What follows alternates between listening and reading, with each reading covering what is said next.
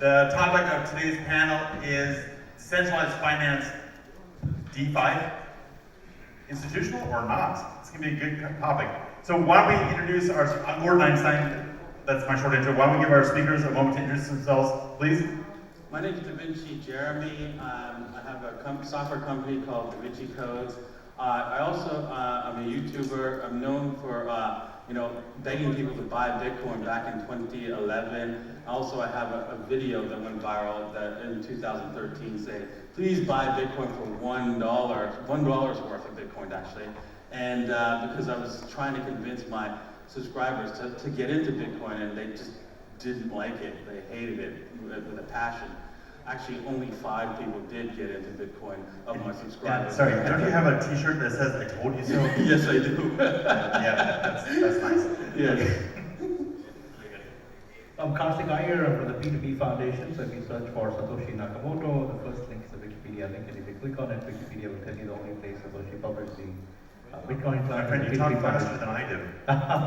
We've got a clock there. We got 40 minutes. Say that again a little bit slower. Well, P2P Foundation, where Satoshi published the white paper. So one of the first human beings to mine crypto, one of the first human beings to trade crypto. And you've seen my trade from 2011.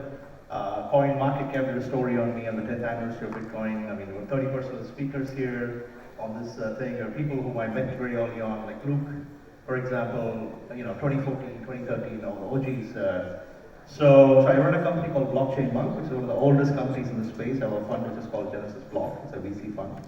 100 keynotes, I think it's probably after 100 plus, whatever. But very excited to be here in Dubai. I think Dubai represents a great vision for what it takes to be a city, and I think blockchain represents that, right? I mean, it's the vision of humanity to take us all into the future. So very excited to be here. Very excited to be part of this panel. Alex, tell us about you real fast. Very good to be here with you guys. Thank you very much for all the people in the audience. My name is Alex Nascimento. I teach blockchain, business applications, and security tokens at UCLA in Los Angeles, and run 7cc Blockchain Investments, which is an investment firm focused on institutional adoption of blockchain and cryptocurrency. So very happy to be here. We've seen a great massive adoption from institutional players, which makes us very happy. So happy to be on this panel with you guys. Fantastic. So let's start just at Decentralized Finance 101 before we get into the question of whether or not it's subject to institutionalization. If you had to give a succinct, explain it to me like a 5 years old definition, what is DeFi? Well, DeFi allows you to do complex transactions like we do today on stock exchange, buy and sell stuff without actually having somebody tell us whether or not we qualify to buy something, buy an investment product. That's what a DeFi is all about. Being able to buy something without qualifying. You want to give it a shot? Well, let me put that in context, right? I mean, the world economy is $74 trillion, right? $7 trillion are rent-seeking intermediaries. You go to Singapore, you go to London, you go to New York, you see all these big banks, and we don't need these intermediaries. So DeFi is about bringing together, people who want to, move their assets around the world by doing it without any human beings, without any intermediaries. I mean, if you think about it, Bitcoin is the longest running bank in the world, zero downtime. It's been around since 2009. It's at zero downtime, zero human beings, trillions of dollars being transacted. And this is the future of finance. So, very exciting. Alex, DeFi like I'm a 5-year-old. Yeah, 5-year-olds, cool. So the way I look at DeFi is pretty simple, right? It's in the past you used to go to banks to get products, and you used to go to banks, and then that was potentially like one of the very few places where you could get interest. Now with the decentralization and the entrance of every single player in the universe into the space, you can get interest from different players around the block. So you have a massive competition now for providing interest on capital that it's allocated to those plays. I'll give it a shot, though I don't know if it'll be succinct somewhere. But the way I look at it is you have traditional or centralized finance. You have all these tools that have provided some value over human history, whether it's bonds or interest-bearing accounts or the safety, relative safety of banks. But traditional finance is inherently permissioned. By nature, it's permissioned. And to me, decentralized finance is porting over the functionality which has been associated with decentralized finance over to the blockchain and making it permissionless. And also building up new technologies on top of that that you could not do on these traditional systems. Which leads into the next question of, assuming that our theses are correct, including the idea we're going from permission systems to permissionless systems, is DeFi subject to institutionalization? And relatedly, is it even subject to regulation? Because to me, the two go hand in hand. And maybe one with a shot. Well, the reason why it's not subject to regulation is because, let's just pretend that when an institution wants to create a DeFi product, they have to provide a source code available for everyone to see. So someone could copy it, build it, and build something even better. And so they really can't create a regulatory environment because it's open for everyone. So, for example, it's not just open for everyone, because money has been around for a long time, and we've only had a small number of types of money. And today, Bitcoin and cryptocurrencies have provided a new type of money that provides an additional feature that no one really thinks about. Is that for the first time ever, money does not have to belong to a person. It could belong to a thing. A computer system, right, or a car can own money and transact for you, can actually use those DeFi products for you and make money for you. So this is a critical thing people have to understand. Now with permissionless finance, anything can actually use money and earn money for you. That's an interesting distinction, because when you said that, I was kind of raising an internal eyebrow, because companies own money, they're not people trading bots. But I think you're making a distinction that these things are not necessarily acting on the behest of anyone else. They really are autonomous. Exactly. And there's no one behind the curtain. They are robots acting on the network. Exactly. So, the network doesn't know that you're a fridge. No, on the internet, no one knows you're a dog. Yeah, I know. Please. Well, you asked a very fundamental question, Gordon, and I think it's interesting to understand the fundamentals, because Ronald Coase wrote the theory of the firm. So when he talks about institutions, right? And he says firms exist because they help increase economies of scale and reduce transaction costs. The reasons why firms exist is to get to massive economies of scale with very low transaction cost. So if you look at disintermediation and non-repudiation, the two foundational pillars of blockchain, you have this emerging new type of company which is called as a DAO, a decentralized autonomous organization, where pretty much all human activity and commerce will get into this new type of structure where everything will be a contract, because all agreements between human beings are essentially boiled down into simple contracts. So now in the United States, in certain states, the DAO is officially recognized as a legal entity.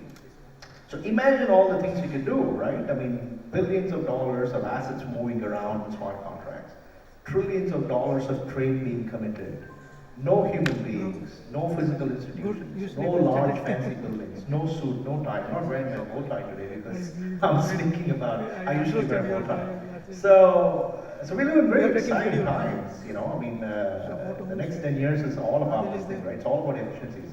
It's about speed, I'm going to bring it scale. back to my question. This is interesting, and we're going to pursue it, especially the DAO part. But is decentralized finance even the subject of regulatory oversight, or is there sort of an intellectual oxymoron there?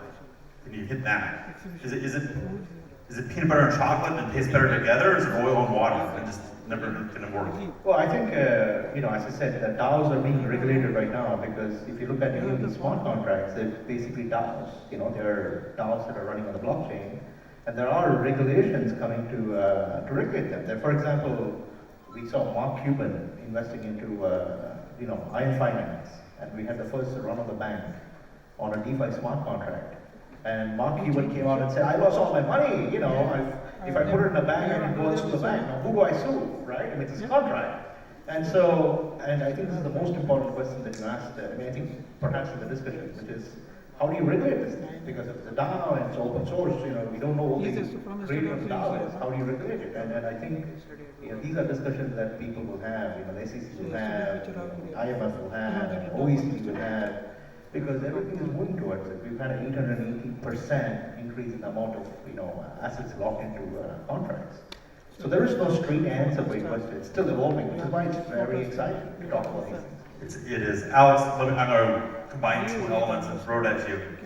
If we take this thesis that was put out, that we're going to have we have, in our much more in the future, going to have non-human actors in the economy, not just AI operating on our behalf, but truly autonomous actors. And we take the second thesis that everything is going to be a contract. Can you regulate AIs engaging in contracts? I mean, who do you sue? How do you sue an AI? How do you sue a DAO? And if you can't sue them, you can't take action. How do you regulate it? Yeah, no, that's a very interesting question. And, together with the university, we took an approach that for since 2017, it was we can't teach students securities fraud, right? So that was our thesis, institutionalization. And I used to go I want to make sure I heard that correctly, because I'm a securities lawyer. You can't teach students securities fraud? Yeah, you can't do that. You can't teach them how to do it, you can't teach them how to stop it, or you just can't teach Well, them. you can't promote it, right? Well, it's probably not a good idea to promote securities fraud. As an institution, as an education institution. So based on that point, let's go for a basic premise, right? The regulator will always be behind the innovator. Somebody has to innovate for the regulator to understand and create rules and legislations. The second point of what I think is going to happen is that you're going to have institutional players playing on the DeFi space, right? And where would you put your money if you're Mark Cuban? In a contract that you can't sue anyone, or in a contract with Citibank, or BofA, or any other major institution?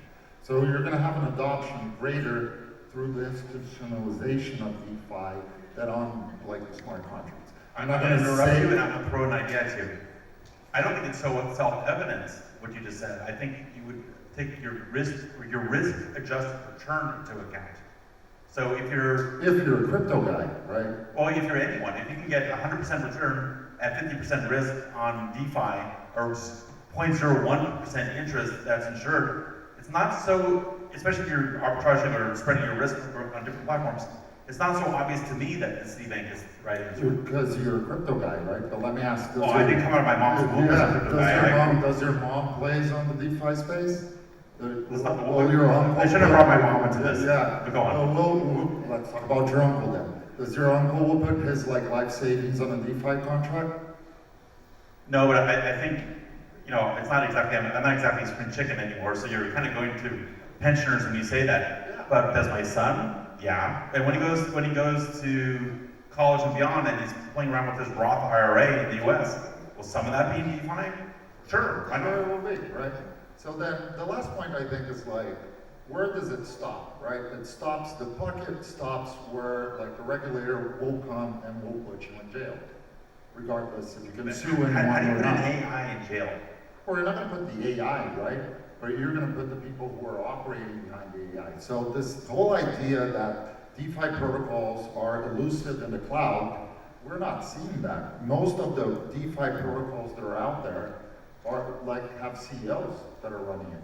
All right, so I'm going to push back on this idea just because I'm not a neutral moderator, but then I'll throw it open. Uniswap, take Uniswap for example. They're under investigation by the SEC. Now everyone freaks out when they hear that, but being under investigation by the SEC is sort of like a rite of passage these days. If you want to sign that you're not innovating, that's the SEC not investigating you. Okay, so to me it's almost like a compliment. But they published V3. It's out there. I think it's open source. Of course it's open source. It's pancake and sushi are taken. Suppose they said, okay, we're going to now sue you. We're going to put you all in jail. Does that stop Uniswap? Doesn't it just split and morph and continue on? I mean, how do you stop this thing now? Can you? You can't, because it's already out there. It's already running, and in a decentralized format. There's no off switch for the Ethereum network or for the Uniswap contract. They can destroy the keys right? Of course, they could actually, with the key, somebody with the key could probably delete it, but it doesn't matter. If they delete it, everybody has a copy of it anyways, so they could just re-upload it into the network, and it will start running again. So it's useless to stop that way. If they want to start saying anybody who creates a contract goes to jail, fine. People will just create contracts anonymously, and there's no stopping that. So I would love them to do that, actually, because then everybody would be anonymous, and only contracts that are, been tested, battle tested. You don't need to look at whether it's a good person or not. You look at whether the contract works, yes or no. Everybody says, Satoshi, I don't know who Satoshi is, right? He could be, Hitler. It doesn't matter. Does the math work? Yes. That's all that matters. That's all that matters. Don't worry about the person. Worry about, does the math work? Does the contract work? Is it fair? Is there any long-term consequences? That's all you need to look at. Let's just all take a moment to remember that this is the conference where Satoshi was thought to be Hitler. Just etch that into your mind. Please go on. No, I agree with like the math part, right? But we all remember here like what happened when Bitcoin was going to be considered a commodity or not. Let's think about if Bitcoin was considered not a commodity and was, by the SEC said, okay, you can't transact Bitcoin. You wouldn't have Visa doing it, you wouldn't have PayPal doing it, you wouldn't have all these institutional players playing in it, you wouldn't have Bitcoin on the CME, and where would Bitcoin price be today? Well, I think it's a more fundamental. Not as much. But would it be zero? I don't think zero, but certainly not, 57,000. No. Oh, up to 57 this morning? 57, yeah. But go to Yesterday is 56. Oh, 57 something. But when you think about it, right? When you think about these questions, who are you regulating? Are you regulating the technology? Because if you're regulating the technology, you have proof of work, reversible proof of work, which Hal Finney wrote back in 2004. He passed away. There's a statue of Hal Finney now in Hungary, claiming that he's the partner of Bitcoin because, if you look at Bitcoin, it's basically proof of work. It's a consensus algorithm. He wrote the paper on reversible proof of work. Are you trying to regulate the guy or put the guy in jail who wrote SHA 256 because all the hashing is SHA 256? So every technology has about 50 different components, right? And there are 50 different scientists who are writing these things. What are you regulating? Are you regulating technology? I don't think SEC is in the business of regulating technology. You could regulate people who are providing liquidity and things like that. These are all decentralized people. You have ZK Snarks and Quarks, and now zero knowledge is getting into DeFi. So nobody would even find out. You need the power of God to basically understand what's going on here in this space. So, the pace of change is so exponential, Gordon. The design of the whole decentralization thing is based on the internet. It's based on, there's no single node, there's no single server. It's based on decentralized headless node design. It's like Ethernet, right? Nobody can talk on the internet because there is no single internet server. There are millions of DNS servers. The same way there are millions of nodes mining crypto. So there's a more fundamental thing because there are three pillars in our society today, right? So 1,000 years ago, all human activity was created by kings. And then the British East India Company became the first company in the world to organize economic activity. The activity of colonization was given to the British East India Company, became the first private enterprise. It became so efficient, right? Now we have this third pillar, which I call the third pillar. I call it the third pillar, right? The first pillar being the kings, second pillar being private institutions, and the third pillar being people coming together and organizing economic activity, right? And this is why the whole thing is uncensorable. The design, the fundamental design of the creators took into account all of these conversations we're having today 12 years ago. Okay, so just because it can't be censored, that doesn't mean it can't be punished. You might not be able to stop it, but you can hold, if they're identifiable, you can perhaps hold the authors or the operators accountable. And I distinguish between the author and the operator.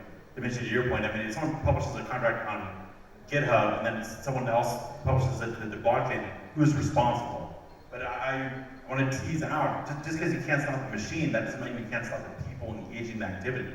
So what do we do? A billion people involved, right? Are you going to go after a billion people? Yeah, exactly. Like, for example, when the Gutenberg press was invented, right? I'm pretty sure all the governments were against that. And they were against having, you know, the public having books. And so that's why today we don't have any books. Oh wait, that's right, we do. They can't stop. We call it Kindle. They can't stop an invention whose time has come. It's been unstoppable. They can only slow it down, and to their own detriment in the end, basically. But what do we do? And I'll put this in the group. You know, here we are.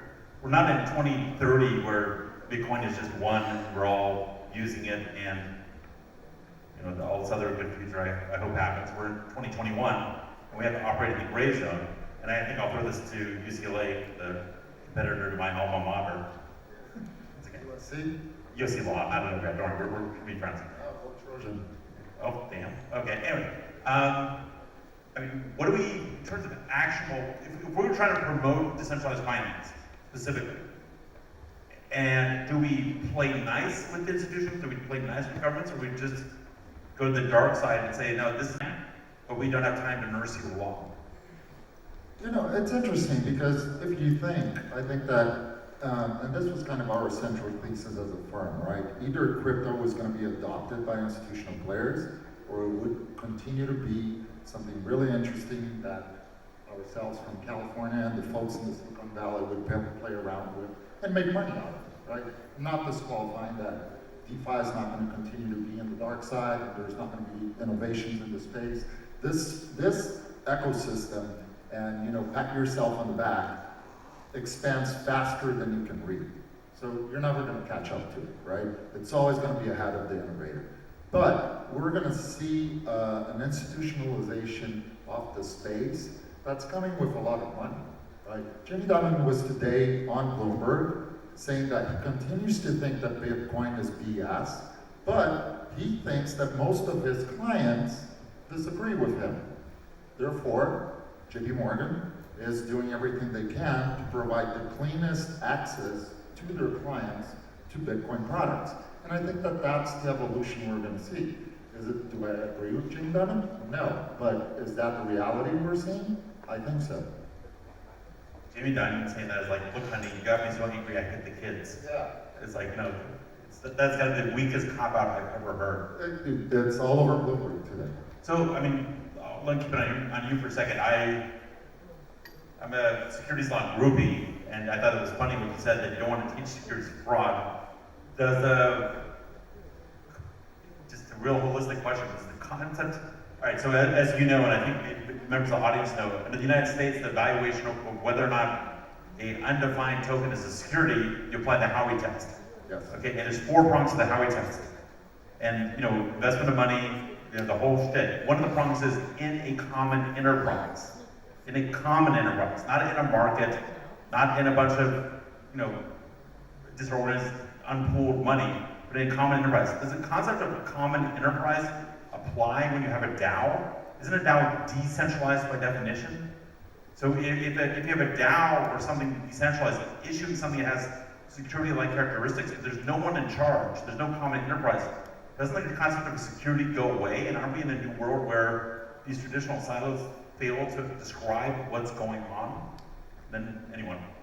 Oh, it's a very interesting article on Der Spiegel, German magazine, which spoke about how the Germans rapidly industrialized in the 1920s. Very interesting article. So it gave a prelude to the Second World War, right? I mean, why the Germans went to war with the UK, and they said the British had a very strong copyright law, and the Germans did not have any copyright law. So all the Germans were basically copying each other's works and just creating very exciting innovations, and the industry is massively, you know, like rapidly. So what we see here is that some of these large countries, right, like the United States, I'm a huge fan of the US, some of the laws that were written were from the 1920s and 1930s, right? I mean, if you look at the Howey test and all that stuff, right? It came in 1933 or something like that, after the Wall Street crash in the 1930s. So, I mean, or maybe later in the century, but I mean, they're so archaic that they don't represent the reality we live in today. I mean, they're so disconnected from the reality. And the problem with that is that a lot of these American entrepreneurs have moved to Singapore, because I live in Singapore, and I keep seeing them all the time.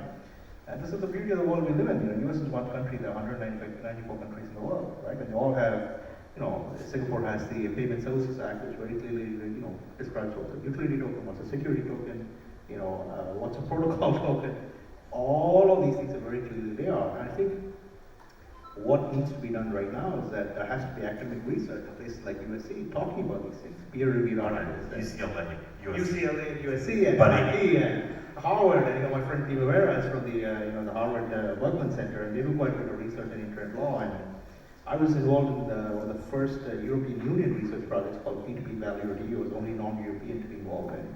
We've been talking about these things for about 7, 8, 9 years, and nobody's getting anywhere because it's very afraid, to see the transfer of power from the second pillar to the third pillar, from institutions to people. And this is very dangerous. That's my concern / hope, that the institutions, that this can't be institutionalized. It's not just should they, it's not a normative question. I wonder if they even can. How do we institutionalize something that's decentralized? Does it even make sense? So, Davinci, let me throw it to you. I mean, what do you there think? always is an institution because of, some people, when you come together to build something, right, you build sort of an institution when people come together, right? So I'm going to tee something up. I think you have an organization, yeah. but I don't know if you have an institution. That's sort of like a thing that exists over time with memory and its own mission that That's to me has an true. element of physical reality to it. An organization, just to me, this, it's not a law, it's just a thought. Organizations can be more ad hoc and flexible and kind of built from the ground up. Yes, but an institution could decide to build a DeFi project, but unfortunately they live in the regulated space. And so they'll have teams of lawyers saying, well, you can't do that, you can't do that. This is why it's easier in this space. If you're in this space, you should just ignore any kind of government regulation and just build and not and not worry about it. Because you know what? You build first, right, and then worry about and then provide services for everybody, as long as you don't harm anybody. And then you worry about the regulations afterwards. That is a bold statement. Did everyone get that? No, I'm not endorsing that as legal advice, but round of applause for that one. Just for having the, what to say it on stage. You know who gets really happy with that? Lawyers like yourself. Yeah, I saw the excitement in your eyes. You'll hire me after. But anyways, go on. I feel like Go you to had a time, comment. so I don't know if you actually thought about this question more deeply, right? Because what is the point of an institution? You're talking about institutions as entities that have existed for long periods of time, right? The reasons why they exist is because people trust in them. Like, Citibank has a brand name, right? Apple has a brand name. So we trust in the brand. But the whole point of blockchain is trustless disintermediation. The idea is that you don't have to trust anybody. You don't have to trust the Lehman Brothers for them to take outrageous amounts of leverage, don't have any liquidity to basically cover the leverage when things go south, and go bankrupt and take the rest of the world with them, right? So the idea of the blockchain is to bring in openness, transparency, auditability, and all that stuff.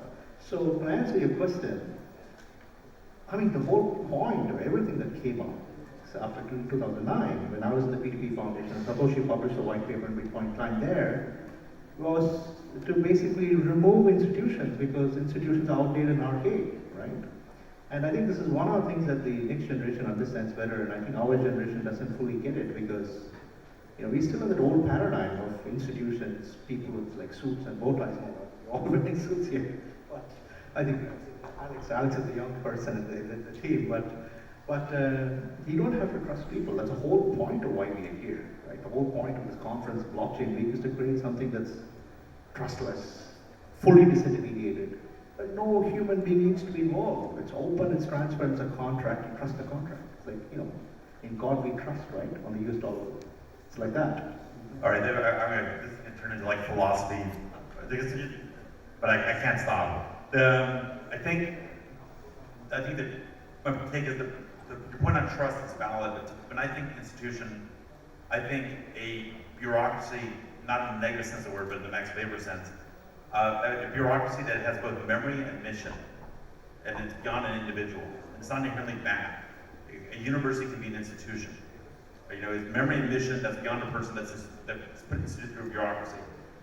I think part of the challenge and part of the excitement of this current age is you need memory and mission in this form, when you can potentially make it all programmatic, you can have programmatic memory, you can have programmatic vision, and move that onto the blockchain. And again, it calls into question the whole idea of traditional human institutions.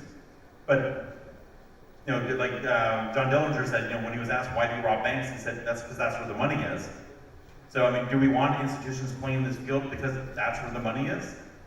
And I'll just throw it out there. I think you're going to have institutions playing, right? And you already see that. Why are people here? Why are people excited? Because Visa is in the space, because PayPal is in the space, because we're solving the problem that a lot of the people that thought were crazy 5 years ago are now being able to hold the crypto assets with a much easier user interface than we had before, right? And Mark Cuban, I'm sure he has a staff of very well qualified people. He's complaining on the internet, he's going to call. People want to call someone. People want to pass on that kind of custodian responsibility to someone else. It's just a philosophical question, kind of human nature, I would say. Most of the people here in the audience are fine with holding their keys and holding their coins, but I don't think that that's something you will see in the general audience around the world, and you will still need to call a 1-800 number. But isn't it possible, I had this debate yesterday, that things, right now we have to think about using wallets, we have to think about using the blockchain, we have to think about moving between currencies to a certain extent. Can we reach the point where it's just so easy and so in the background, like electricity? I mean, we're rarely calling the power company unless the power's off. Do we need really that 800 number anymore? Well, what do you do when the power is off? You go have a drink. I don't know. Oh, Davinci, go ahead. Yeah, light up a candle. Well, I think institutions, I want to roll back to the question about institutions or whether we need them or not. And I really think that we do need them because they're actually going to help roll back some of the regulation. You're like, what? Well, institutions build up regulations so that it's a moat around them so that you can't get in. You can't like build an institution like they do, right? They don't want competition. So now they built a huge moat around themselves that they realize they can't cross in order to join the DeFi revolution. So, for example, another example of that is just simple as Bitcoin. They added this regulation where, okay, if you want to borrow against your Bitcoin at the bank, you got to have the exact same amount of cash as you're trying to borrow against your Bitcoin. So now they won't have a bunch of Bitcoin on their balance sheet, and they want to borrow against that, and they can't. So they want to remove that regulation that they actually put in place. So this is the kind of thing that we're going to see over time, is that the institutions are going to be like, well, we want to make that money over there, so we've got to like remove these regulations that prevent us from doing so. And since they have all the lawyers and most of the politicians in their pocket, they'll be able to easily remove those regulations. That's a fascinating comment. You're saying more than just institutions will get involved. You're saying that institutions will maybe inadvertently evolve themselves so as to get involved. Exactly. And in the process, maybe loosen up the system. Exactly. That's hopeful. Hopefully right. I see it because they do want to play in this space, and they've created a system where they can't. Right, so let me take a kind of return to an earlier question, which is, do the traditional categories of regulation, for example, the concept of a security, the concept of a commodity, the concept of a currency, do those sort of regulatory archetypes still apply when commerce is purely electronic and between AIs? Should we be, are we even asking the right questions here? You're right. There would be these questions that's a good question, right? Does the current securities model apply against us? And you know what? There's going to be a lawyer that comes out and says, no, it doesn't, because here's why. And he'll come up with some fancy term to get around it and then allow us to, basically run our company, provide shares on the blockchain eventually. That's all it is. It's just going to be somebody that either removes the law, the securities law, or just comes up with a fancy workaround. So at UCLA, are you trying to implement the law as it is to this new environment? Are you trying to evolve the law, or are you?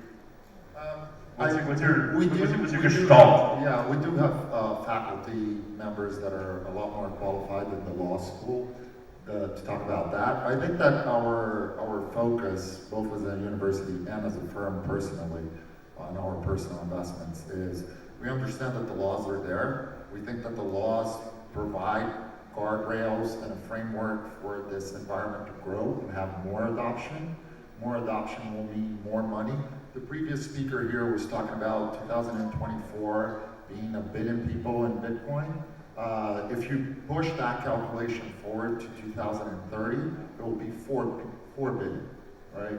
And 4 billion people need a framework and a regulatory compliant ecosystem in order to feel safe, so that you don't have like the issues we've seen over the time. So I think that as a university, we look at it and seeing like, what is the regulatory framework and how can this industry evolve within it?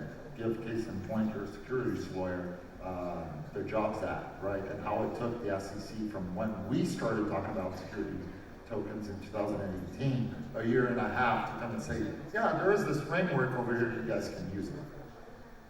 Yeah, it's a challenge in the United States. So let me take the UCLA is a well-known, well-established, been around for maybe over 100 years, I think, right? Institution. Would UCLA, a public institution with, I think, a side endowment, would you invest in DeFi? Not you personally, but would the institution, or what's that? I think that the endowment of UCLA is already looking into crypto-related products, but as I can't speak for them, but my opinion is that they will only go for institutional products. So would UCLA ever be a liquidity provider? I don't think UCLA will be a liquidity provider, but I think UCLA endowment funds will put money on the ETFs that are going to come out. Okay, right. It's sort of intermediary bundled regulatory type products. But I gotta go there. You can kind of make those synthetically on the blockchain. I wonder if those sort of ported over versions will maybe 5-10 years. Well, you're asking me if like UCLA is going to open an account on FTX or it's going to continue to play on the CME. I think more the latter. If you got insider information, please share. Davinci, I feel like you have a comment. No, I did. I didn't think that the UCLA would open up an account on Binance or FTX either. Exactly. Stranger things that happen. It's true. I think the time counter, how are we doing? Actually, questions from the audience. Please, and say your name and... Yeah, my name is Raul. I'm in fact creating crypto videos to demystify the space for a business network in India, pretty soon. My question is, institutions are kind of like the barbarians of the caves. We have about 90 billion odd in TVL, and for the space to grow to a trillion, we're going to need institutions. And I'm wondering if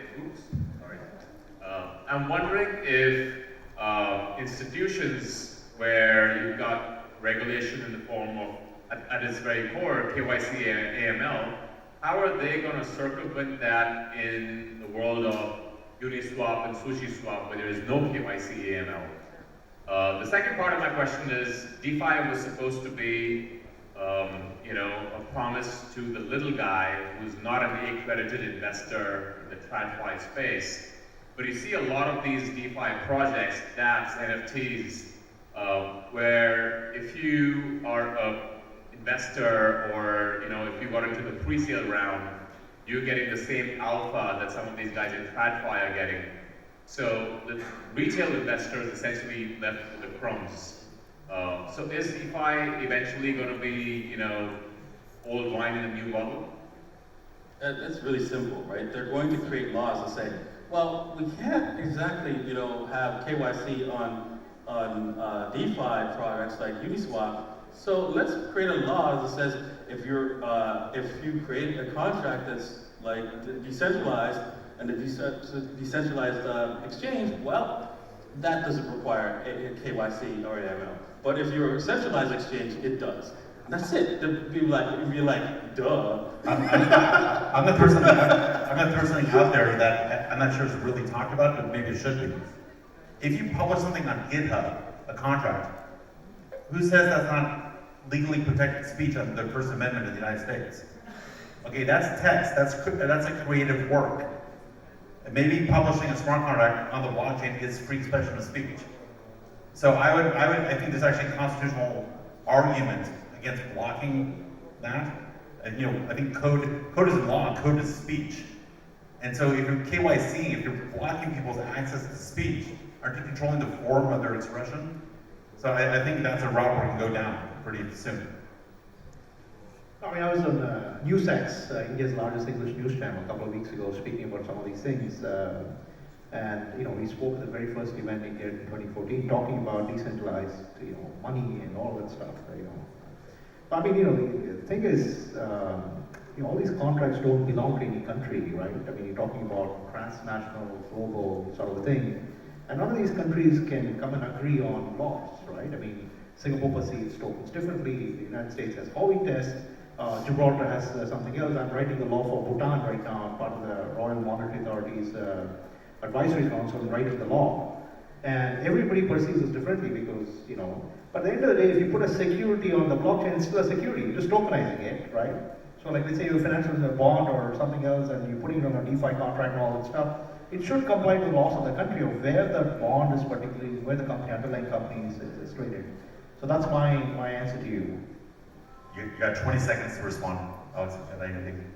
Well, I'll use the 20 seconds to thank everyone and thank Next Change, right? And my opinion is, hey, listen, if you lose your money, would you like for it to have a regulatory framework that would put that bad actor that defrauded you in jail, yes or no? And then you will make your opinion if you think that this space should be regulated or not. On that note, let's do a round of applause for our panelists here. Thank you for your attention, really appreciate it. Thank you, Olga, for running the best show. Awesome.